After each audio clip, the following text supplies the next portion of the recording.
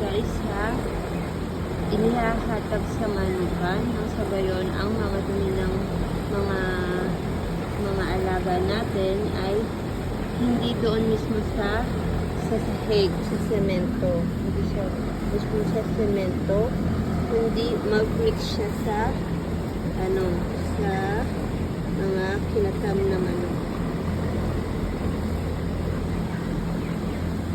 Alam niyo ba ito mga guys?